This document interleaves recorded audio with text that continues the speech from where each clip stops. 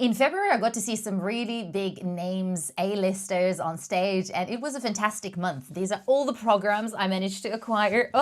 And in this video, I'm going to tell you all about the shows that I've seen in February. So let's start. Welcome to my channel. My name is Christina and I'm here to help you have the best West End experience in London. This is my monthly series where I talk about all the shows that I've seen within a month. And if you like the sound of it, then make sure to subscribe and give this video a thumbs up. The first show that I've seen in February is Oedipus with Rami Malek and Indira Varma. When this show was announced, I was super excited to book the tickets, predominantly because of Rami Malek. I've seen him in plenty of movies and TV shows, and I really like him as an actor, and I believe this was his UK stage debut. All eyes were on him for this one, especially with a story such as Oedipus, because it's a very complex Greek myth that this production tried to bring on stage. And one thing that did a bit of disservice to this production is that a couple of weeks before it started, a very acclaimed production of Oedipus closed in the West End. So literally with a span of a month, there were two big productions of Oedipus with some really big actors in the cast. Luckily, I didn't go and see the first Oedipus, so I was kind of like ready and fresh to absorb this story, but I can imagine that this has impacted a lot of theater goers who wanted to check out both of these. Oedipus is a very heavy story about a man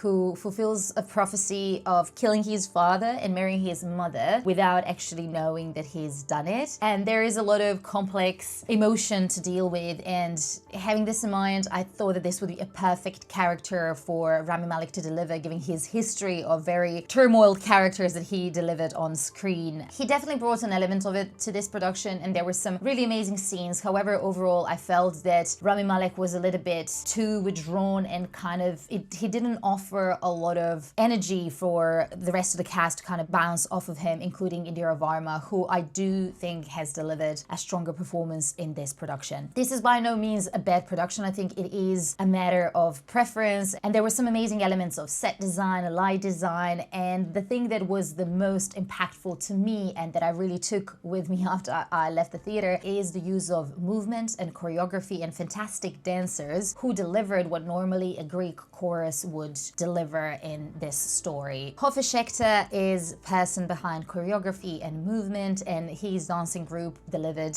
this, and he is a very renowned name in the world of dancing, so it was such a great pairing and also like an unusual way to deliver this show, and I really enjoyed it. And this also made the production elevated to something special, whereas I think without it, it was risking being a little bit too flat. I went to see this show at the Old Vic, and you can still see it until the 29th of March, depending on when you see this video. For this show, I managed to get a ticket for £27.50, which is pretty cheap, especially given the caliber of the cast in this production. However, my seat was all the way to the left side, so basically I kind of didn't fully enjoy the set design and light design that was happening in the background. Luckily, it was more on a minimalist side, so there were not too many moving parts, and also a lot of the times the actors were at the very front, so I kind of like didn't miss any key moments, entrances and things like that, but my view was classed as restricted and I was all the way to the side. But I think if you want to see Rami Malek or Indira Varma, if they're like some of your like favorite actors, then I think it's totally worth it, and £27.50, it's pretty good price. So yeah, check it out. The second show that I've seen in February is The Years. This is a really interesting but also heavy play that follows the life of a woman through 5 different stages, which are represented by 5 actors who are portraying the character of Annie. It is also autobiographical and based on life of Annie Ernaux, who has written the novel, and then it was adapted to a play, and she's also a Nobel Prize winner. So when it comes to writing, it is very good, very sharp, very direct, and it is such an enjoyable watch. There's a lot of humor in it, so the reason why I said it's heavy is because there are certain elements of the play that are very graphic and that are dealing with a lot of emotional turmoil. And when I say that there are some scenes that are graphic, I need to underline that because this is the play that multiple times they needed to stop it halfway through because people felt unwell in the audience. In particular, there is is a scene of abortion and how the main character felt going through it, which is not maybe necessarily as graphic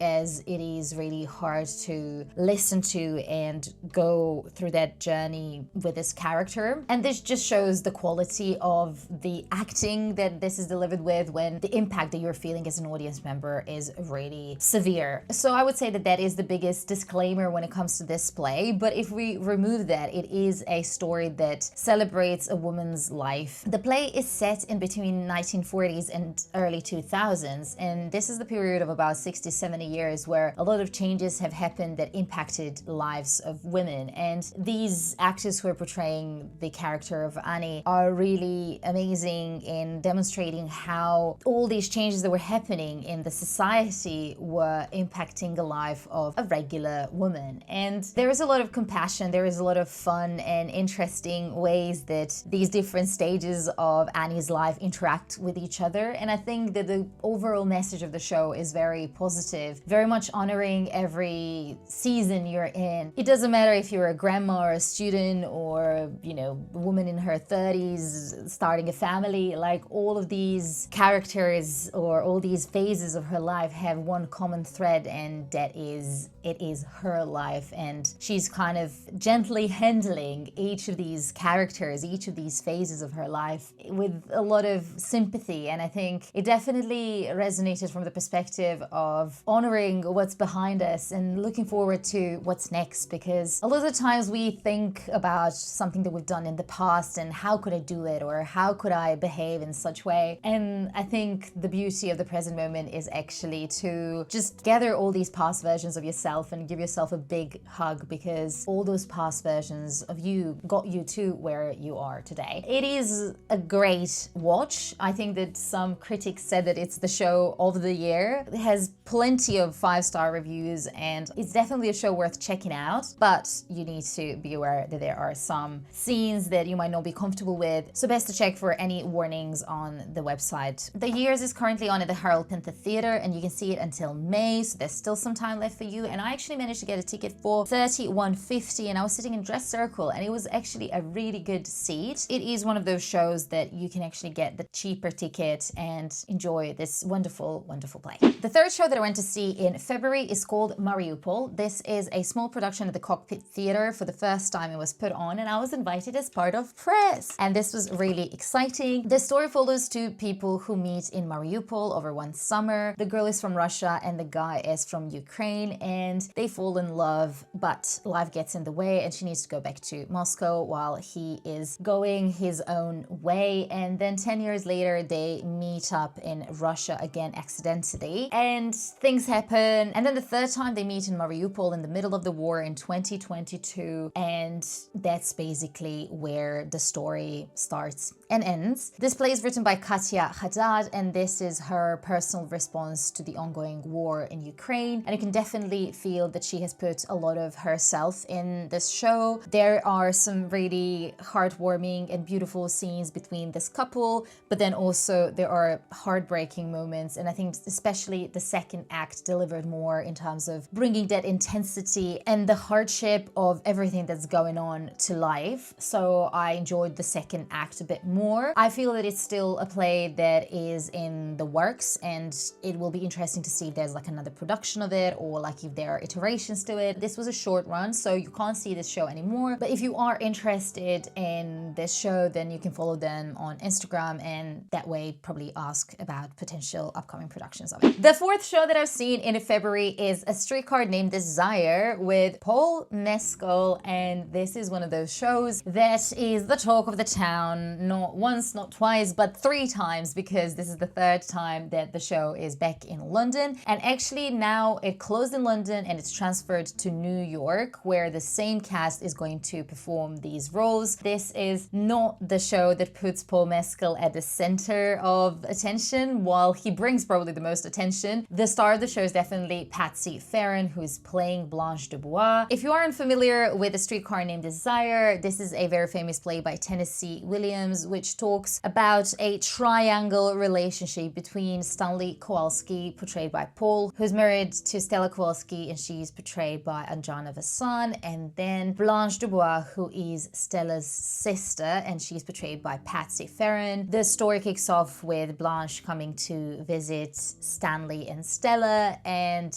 that's where this very dysfunctional relationship between these three people unfolds, and everyone brings their worst elements to the fore. You kind of like just watch them wrestling with these demons that they all have. So it is a very intense watch, but it's a really good one, especially with this cast. All of them have been nominated for various awards. Most of them have won the awards for these roles, so it is no wonder that it's for the third time they are back. I've seen the show twice, so this is the second time that I went to see it. And initially I went for Paul Mescal, but then when I experienced the rest of the cast, I was just taken by it. I've done a whole video about this show where I reviewed it in more detail, so definitely check it out if you're interested. The intensity and the beauty of this show just like does not fade. They are all fantastic, especially in Patsy's case. I just don't know how, because she's so fragile in her role of Blanche, and like you can see her struggles, and it is such a demanding role. So I'm super impressed with her performance. And then Paul and Ajana were also great. So if you are a fan of Paul Mescal, this is definitely a play that is worth seeing. If you are based in the States, definitely check it out. I really enjoyed it, and it's such a classic of a play that writing is good, that the plot is strong, and there are so many things that this play has going for it. I paid my ticket for A Streetcar Named Desire 5670 in a grand circle, and it was an okay view. It wasn't definitely the best, but it wasn't the worst. I did not have any obstructions or anything like it. It was possible to get tickets slightly cheaper. However, they did sell out super quickly, especially because this was such a limited run. A lot of Paul Mescal fans were there every single night, and you can see them queuing up for autographs, and he was so nice and sweet to kind of really do stage door and chat to everyone. So it was such a treat for anyone who managed to get a ticket and is Paul Mescal's fan. Unfortunately, you can't see the show anymore in London, but yes, if you are based in New York, then check it out, and let's see if they bring this show back for the fourth time, which at this point might be a little bit unlikely, especially with such a stellar cast, but you know, one can hope. The fifth show that I went to see in February is one of my top 3 favorite musicals ever. It is Hadestown. And this time why it was so special to go and check out Hadestown is because I managed to get a ticket to see the original Broadway cast for just having 4 weeks in the West End, and they're doing their pro shot of this musical, and tickets sold out in the pre-sale. So I did not manage to get this ticket, and I was so sad to miss it. But then I kept checking TicketSwap and Twickets, which are reseller platforms, and I managed to find one ticket for £167, which is a lot. I've never paid so much in my life for a ticket, but this was a ticket in Dress Circle, and it was a fantastic view, and this night is gonna remain in my memory as one of the most special nights of musical theater in my entire life. It was so special, it was so beautiful, and I really resonate with this musical, so that really helps. Seeing the 5 leads who originated their roles in Hadestown together back on stage was something that just brought so much energy to this story, and already fantastic musical that I already loved when I went to see it for the first time. So this has literally just fueled my obsession for Hadestown even further. If you are not familiar with Hadestown, I have a couple of videos on my channel talking about it in more detail, including my experience of this night. But this is a musical based on the Greek myth about Orpheus and Eurydice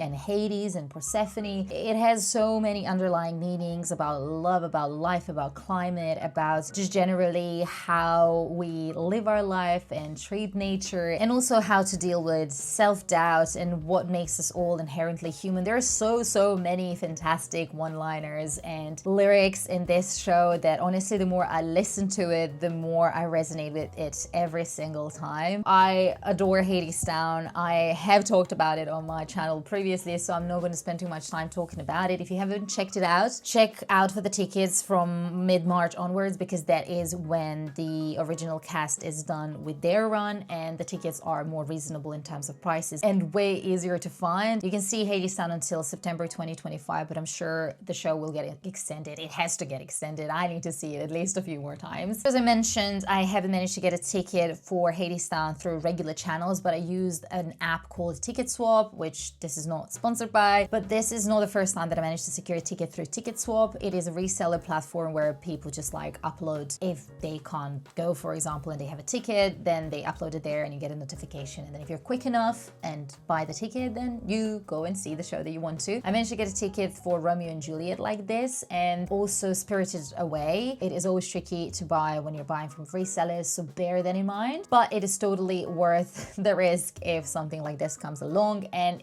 the ticket is actually the one that you purchased. Do this at your own risk. It's always best to go through official channels, but sometimes there are simply no tickets, so you gotta find your own way. And this is the way that I found a way to get to see the original cast of Hadestown, which I'm super excited about. And the last show that I went to see in February is Richard II with Jonathan Bailey. And as I'm saying this, I'm realizing that out of 6 shows that I've seen, 5 were plays and only 1 was musical. I definitely need to make up for it in March. Richard II is a show that is a Shakespeare's tragedy, and I wasn't that familiar with this play before I went to see it. I have got the ticket because of Jonathan Bailey. I love him as Fiyero, I loved him in Bridgerton, so I'm sure that there will be more people like that who are going to see Jonathan rather than Richard II. And I think this was inherently a mistake because this is a very historic play rooted in knowing a little bit about this king and his character and everything that happened around his reign, and you can get that from the show. But I think given that it's a Shakespeare's play, there is a lot of words and the way that they speak is a little bit harder to understand. And then if you need to kind of keep up with the plot a little bit, because there are like so many different characters who are interacting with each other and you're like, who's father to who, who's cousin to who, like I'm trying to understand, then it gets a little bit confusing, and that kind of hindered my enjoyment of this show as much as I wanted it to. It is at Bridge Theatre, and the beauty of this theatre is that you have the stage in the middle, and then basically everyone was surrounding the actors, so there was a bit more of that like Shakespearean feel that you would get at the Globe as well. But generally this was a modern production, not only from the perspective of the set or lack of the set, but also from the perspective of the way that actors were dressed and certain references that were like a little bit more, not a little bit more, totally like in the modern times. When it comes to Jonathan Bailey's performance, he is a fantastic actor. I have never seen him on stage before. I know this theatre is his home and that he's done quite a few shows in the UK before his big on-screen breakthrough, so I really enjoyed the portrayal of this character from him. Richard II was the king who started his reign when he was 10 years old, and then he was deposed in his 30s, so it's a very interesting character to play. And I think Jonathan Bailey brought a lot of life and comedy and just some general misunderstanding about where he's going wrong in his reign, because he's so blinded by his privilege. It is a play that will resonate with particular type of theater goers, people who enjoy more serious plays. There isn't a lot of playfulness to it, and honestly I think Jonathan is the main character that has the ability to kind of like bring this in, because the rest of the cast, just the way that their roles are set and directed, they don't offer a lot of that deeper character understanding and feeling. When it comes to this play, I would say if you are a fan of Jonathan Bailey, go and check it out because it's definitely worth it. But I would recommend you brush up your knowledge and history about this king, about this play, so you can kind of follow it slightly easier than just if you go and see it for the sake of seeing Jonathan like I did. I paid the ticket for this play $29.70 and I was in Gallery 1 of the Bridge Theatre, and the view was pretty good. I was actually also one of the lucky people who managed to see the scene that Jonathan delivered from the balcony, or like from this like gallery that I was on, because people who had tickets below or above it, they weren't able to see it. They could only see the scene on the TV screen. So I would say definitely if you are looking for tickets, then Gallery 1 or 2 are the good ones to get it from, or anything like on the opposite side, because otherwise you wouldn't be able to see the scene when it happens, because you will be under or below Jonathan when he delivers his speech. And that is the wrap of February show. I'm super excited to bring to you news about any March shows that I go and check out. If you have any suggestions, then please make sure to write in the comments below. And if you're interested in seeing my review of Hadestown OG cast, check out here or Richard II here.